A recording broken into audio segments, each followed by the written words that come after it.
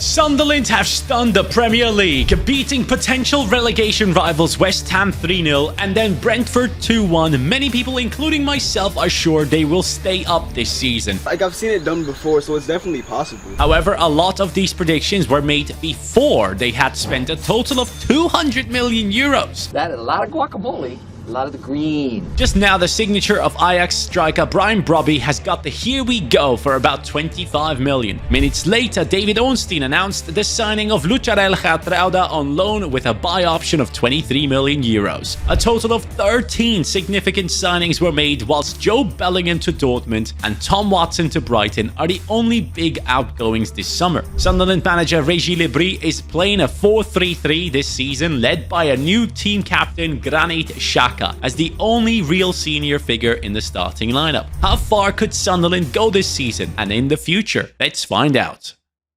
Let me show you the magnitude of all these signings in one picture. Everyone below Enzo Lefe is a new signing. All these lads that you're looking at right now, every single one is freshly signed. In goal, Robin Roofs is coming in at the age of 22. At centre-back, Alderete takes over. And on the right, he has Mukiele as his partner now. And I just realized I forgot another transfer.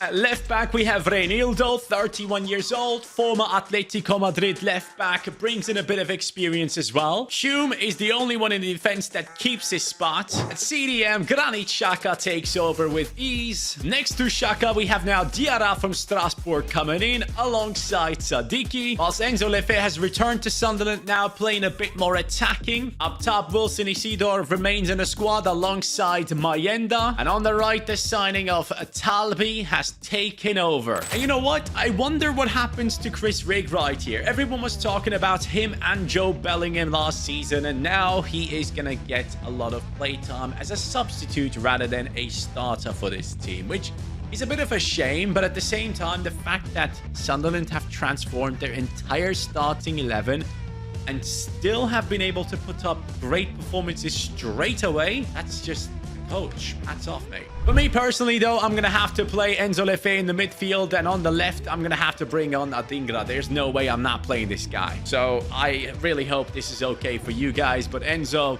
is a beast in that midfield. He'll be all right. I don't need him on the left wing. Brother, I'm a mess. I have forgotten a few things here. 9th position right now with Sunderland, halfway through the season, and I just realized, where's Brobby? Where's Gertruida? I forgot to put them into the team. I'm getting them now in January, and we are already in the 9th position. And lads, we are going to be taking on Newcastle all day long. I want this rivalry to heat up. And straight away, Newcastle still, of course, have Isak in this game in FC 25. And they hit the post. We get a bit lucky to start off with. But generally speaking, Isak was dominating this game. And Gordon passes it back. Roofs comes out, gets in a touch and saves us. Our goalkeeper in real life and also in the game is a beast. Pay attention to him this season. He could be the Mats Sells of this year, but he makes yet another class save to make sure it remains 0-0. Joelinton on the ball, decent pass into Pisili, over to Gordon, and there's nothing I can do here. I mean, come on.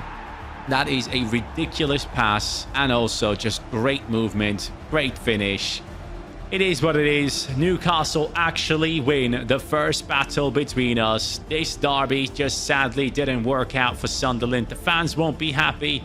And Isak is genuinely sonning Brobby right there. Alright, that didn't go too well, but I guess it's alright. Sunderland have finished the season in the 10th position. Minus 12 in the goal difference, indicating that we should have gotten Gertruida in, but I forgot. But it's all okay. Newcastle is in that 6th position, and them being the rivals of Sunderland, we're going to have a few battles in the future as well. I got to come back at them. Especially, they had Isak, so no, doesn't count. For us, it's important to see, though, that Adingra has been exceptional, 16-5. Brown has played a bunch of games. Why? Talbi has 8-2 on him, and Brobby 19 games, 7 goals. I'm actually pretty happy with that.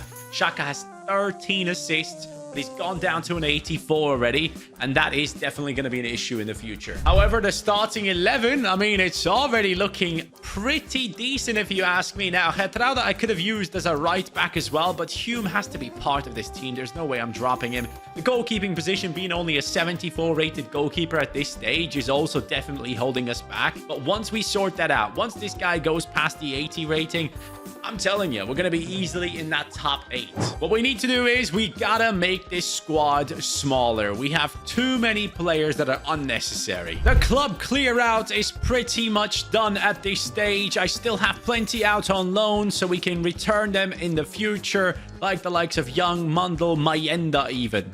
And of course, Chris Rigg. Last time we lost against Newcastle, this time that cannot happen. So let's take him on again. 18 minutes in, Brobbey sunned by Isak last time.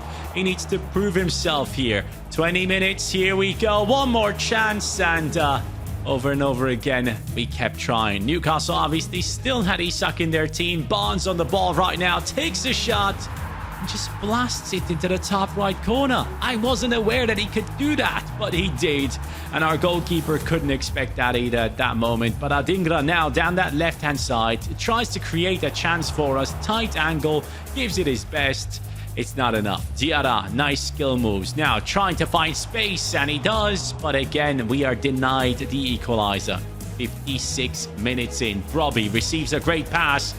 But their keeper is just as good as ours right now, and it is annoying. Brobbey comes off. We sub on a bunch of players like Isidore and more. But still, we were not able to get that equalizer. 79 minutes in. Talby's cross. Isidore inside, and he just doesn't take the freaking shot. Roos on a goalkeeper kick. And all of a sudden, Adingra finds himself through. No offside, and he scores. 93rd minute, the equalizer for Sunderland. We're not losing against them twice back to back. This time we actually put up a fight, and I have no idea how that turned into a goal. Look at the spin on that goalkeeper kick. That is ridiculous. But hey, we'll take it. Here at the end of the season, we have actually finished 8th. 58 points on us. Newcastle United 3 points ahead. We're slowly catching up, and I'm liking it. What I don't like is the fact that Xhaka is now down to an 82 rating, which means soon enough Sadiki will have to overtake the position in the midfield for us. With our goalkeepers soon reaching the 80 plus ratings, we're looking solid generally. Sunderland's top scorer is Brobbey, up to an 85. He's now 25 years old. Talby performing well. Adingra doing well. Diarra. Oh, Sadiki has already been playing a bunch of games. Grew by +5. I didn't see that. Enzo Lefe coming up with the 4 and 5 right there. So I'm assuming Xhaka is already, he's down to 30 appearances, which is fine. It's okay. And next season, we start making signings again. First, let's sort out the left-back position, as Reinildo is coming in at the age of 33. And so the signing is the left-back from Genk. It is Yaimar Medina joining us. Now, a young, talented player who would love to move into Premier League football, obviously. And as Sunderland and as a top 10 club, we can bring in players like this easily. 15 million paid on him. Spent on him, I should say. 77 rated as we speak. So as Reinildo goes down further in his rating, Medina is going to come in and take over. So that is going to be important. Chris Rigg, by the way, back from his loan deal, now on a 74 rating. But Medina is going to be a crucial player for us moving forward. He does have 91 pace, good passing and dribbling. We need to work on the defending, though. To put a bit of pressure on Mukiele and Getrauda, we're bringing in another centre-back. This one, though, is younger than Alderete. He is Querfeld from Union Berlin. 30 million we have spent on this man. He's a very talented Austrian centre-back, coming in at the rating of 80. Straight away, as I said, he's going to come in as a great option for rotation, but long-term, he's the solution. Alderete now is a 30-year-old, so he's going to be a backup for us. But Querfeld, he's coming in at the age of 23. Good pace, defending, physicality, 6'3", power header, and aerial play style on him. So I'm pretty confident in saying that he'll do well in Premier League football. The next player we are bringing into the club right now is a man from PSV Eindhoven, and his name is Esmir Bayraktarevic. This guy is a Bosnian winger, currently playing for PSV Eindhoven. He's known to be definitely a talent, and I need backups for my wingers, so that is why I've decided to bring him in. He comes in at the age of 22, good amounts of pace, left-footed, 5'9", has the technical playstyle on him as well. Gonna be a great backup to the likes of Talbi for us for now. But as you can tell, Adingra up to an 86, but he has no backup on the bench, so we need to sort that out as well. Actually, for the left wing, I've decided to bring back Romain Mundel, so let's recall him from his loan. He comes back as a 74 rated player, and it makes more sense because we do not have money to spend anymore. So Mundel, you're going to be the option on the left, pal.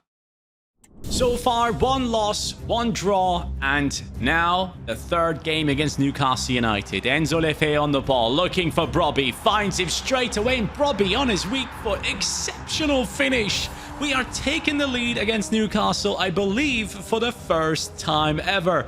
Sunderland have developed over the years and now can challenge a Champions League side. Isak is through, though, and my defense just about gets there. However, we do give away a free kick, and this free kick will be taken by Mbeumo, a player that Newcastle actually wanted in real life but didn't get. Mbeumo on it, hits it onto our defender. We get very lucky there. Isak once again, great movement, looking for Joelinton. No, actually goes over to Barnes. Barnes has the chance to shoot, and our goalkeeper is on fire. 90th minute that was, and from that moment on, it was clear. This time, Newcastle players will be the ones on the floor, just rattled by this loss. That is the new Sunderland, my friends. Beating Newcastle United isn't the only thing I wanted to achieve. I wanted top 7. I got top 2. We are just 4 points behind Arsenal. Absolutely outstanding performance from Sunderland this season, and we're doing all of this with mostly original players, which makes it even more fun. In terms of goals, Brobby's leading the line with Talbi and Adingra following him. Enzo Lefe with 15 assists. Great performance from our French midfielder. And going into the ratings, wow, Roos is up to an 86 at this stage. Unbelievable. The lowest rated player was Reinildo, but Medina is now taking over, so all good. Hume is on an 82 as we speak, and he's only 26 years old, so all good. The fact that our goalkeeper has gone up to an 86, in my opinion, has made the biggest difference this season, so I'm very, very happy to see that. And of course, we do have Mundel coming in as well as a backup alongside Barak Davidovic, so I have nothing to complain about right now, which is very odd. I don't have any change that I want to specifically make, which once again shows how good the scouting of Sunderland could be moving forward. By the way, Brobby is the top scorer in the Prem with 29 and 38. Finally, the time has come. Granit Xhaka is retiring and leaving the club. Thanks for everything, Captain. You've helped us big time in the first seasons. And you know what? We have 140 million to spend, and as a Champions League club, we should do that. And you know what? I forgot to turn on the lights behind me. There we go. Realistically speaking, I'm looking at the midfield and thinking we can improve there. So some of these guys are going to become backups now. A star is walking into the club and signing things for the fans already. This is a midfielder I absolutely love. His name is Lamine Camara. Guys, his contract was running out. I got him for 45 million. His price rating should be at least a B, and his actual rating is an 85. This is some signing for our team. Enzo, I appreciate you, man. Why is Xhaka still there? I thought he had left. I thought he retired. Why did I get that cutscene then? Okay, well, anyways, we're going to put in Camara into that midfield right now. 24 years old, 81 pace, 79 shooting, 86 passing, 80 dribbling, 80 defending, 80 physicality. I have been telling you about this guy for a while now. One of my favorite players to use on FC25, and I cannot wait to actually use him on FC26 as well. And now, despite that signing, we are stagnating. Sunderland has finished second behind Manchester City. A huge gap this time of 10 points. Manchester City have scored 90 goals. We only have 72 right now, which is not a low number, but I'm trying to go for that Premier League title. But as we speak, as I said, we're kind of stagnating, and that means some of our top players might be looking for other options. Currently looks like Adingra is that man. 91 rated, 32 and 17, and his value is up to 119 million. If we were to lose Adingra at this moment in time, we would obviously cash in a lot of money, but the backups that we signed, means they are not high rated enough to come in and sort ourselves out. So we are in a tough situation. In the Champions League, by the way, we got kicked out in the quarters by Real Madrid. Well, lads, Adingra is now finally leaving, but he is leaving for nearly 200 million to Liverpool. Guess what, Real Madrid? I'm coming for your player. This is Mika Hots, originally an Ajax player, 50 million spent on him. I didn't feel like I can just go ahead and sign a Barcola or something. We're not there yet, so we need to keep building our players. Mika Hots, obviously a very, very talented one. Comes in at the age of 24 now, 84 rated. Lots of pace, 4-star skill moves, technical flair as well. I think we can build him up to be on par with the rest of the attack. And generally speaking, in terms of age, we have to look at Mukiele. He's 31 now. So we might have to bring in higher rated backups here because Querfeld is kind of stuck at that 82, which worries me a bit. Alderete is obviously 32 himself. So yeah, things need to be sorted out as we go into this season. I feel like if we can achieve Premier League title at this stage, that's a huge win for us. From there, we can actually progress and not lose any more players. But I'm worried our left back and our right back are too low rating. I need these guys to grow. We have been so successful. You need to grow, lads, please. Finally, we're going to be testing ourselves against someone else instead of Newcastle United. This time it was Manchester United. I wanted to see how we fare against them. Kamara, look at him putting people on the floor. His dribbling is exceptional. His finishing wasn't, but he picks it up yet again. Kamara is a box-to-box, never give up type player. Robbie passes it over, but then defenders make a mess of it, and who's there? It's Kamara again. I mean, I absolutely love this midfielder, man. He is so good every time I buy him. Ahmad now over to Xerxes. Great movement. Decent finish, but no chance against our keeper. Sadiki now looking for his teammate. Finds Brobby. Brobby over to Kamara. And this time, it is not a mess. It is just a straight shot into the top left, making it a hat-trick for my centre midfielder. In the end, we beat Manchester United 4-1. And lads, finally, for the first time, Sunderland can call themselves a Premier League champions in our career mode. 88 points ahead of Manchester City, 79 goals scored, but most importantly, only 35 conceded. Defenses win championships. We haven't managed to win the FA Cup or the Carabao Cup either, but it is okay. We'll survive that. Now that this team has become champions, oh, look at that. Mika Hotz 87. I actually reassigned some coaches down to the defense to make sure that these players grow and check their development plans over and over again. So Medina and Hume have gone up to an 87, which is absolutely massive. This is a team that can now easily compete for the Champions League trophy. Mukiele has started going down though. So as Premier League champions, I need to go ahead and sign someone for that position for the next season.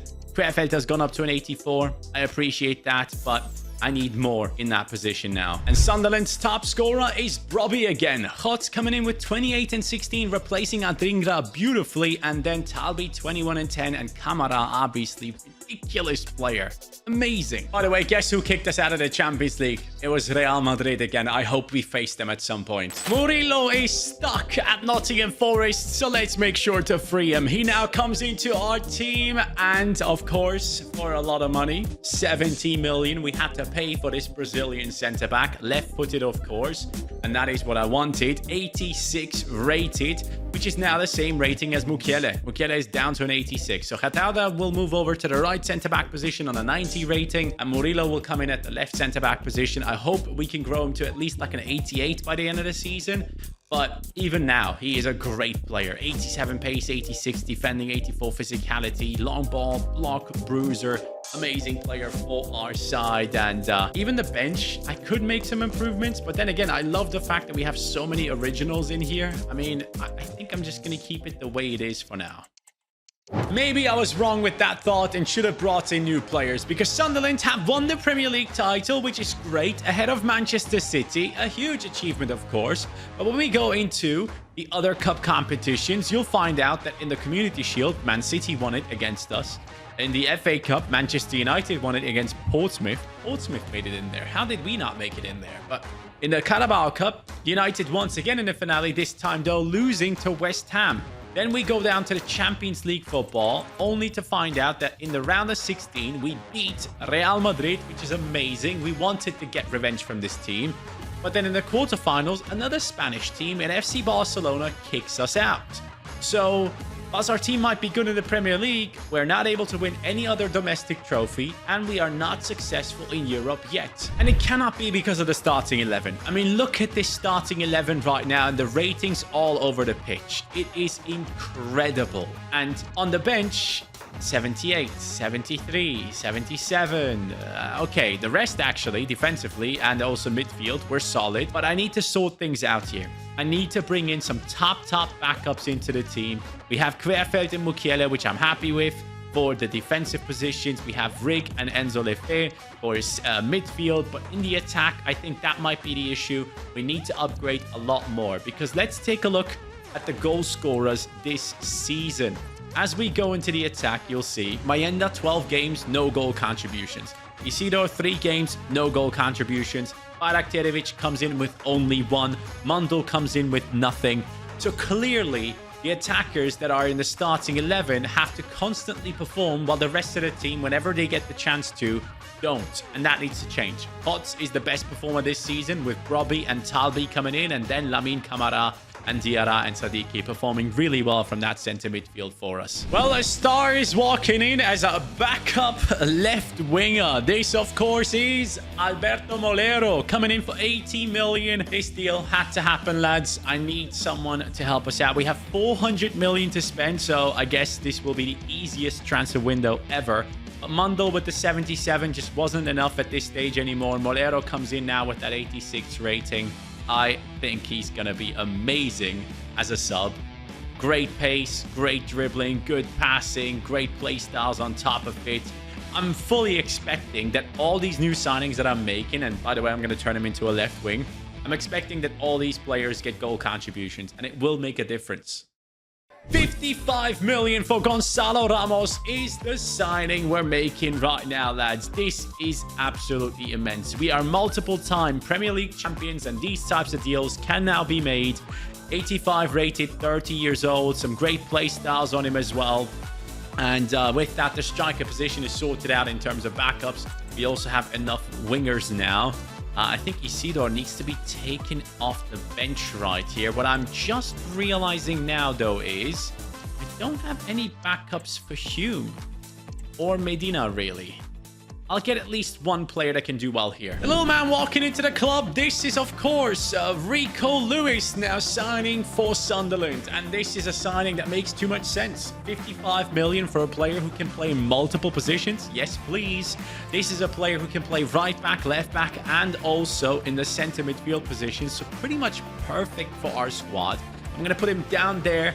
Actually, no. Let's do this. There we go. Lewis comes in with really good stats. 85 rated, 5'7". I'm telling you right now, guys, our bench now looks a ton better. And now I am fully expecting, like genuinely expecting to get to the Champions League finale. If we don't, this is a failure. We made all the right decisions. Premier League champions again. 77 points. Ahead of Chelsea. Looking solid as ever.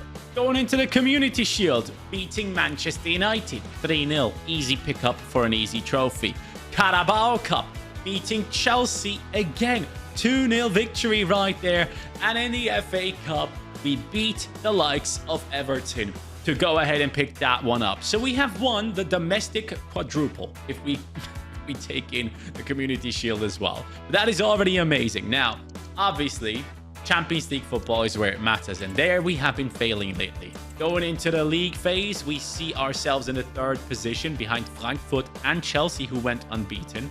In the round of 16, we go through against Club Brugge, which is an easy opponent. We should have done that. Quarterfinals, AS Roma, 4-2 for us.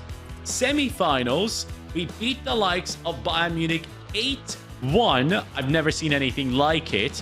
And now we're facing Chelsea again, a team who we have taken multiple trophies away from this season alone. So this is going to be an interesting one. They want to win this badly and take away the biggest trophy of the season from us now. But good luck doing that, because our team is looking absolutely insane. Hots has gone up to a 93, Robbie up to a 93, Talby 96.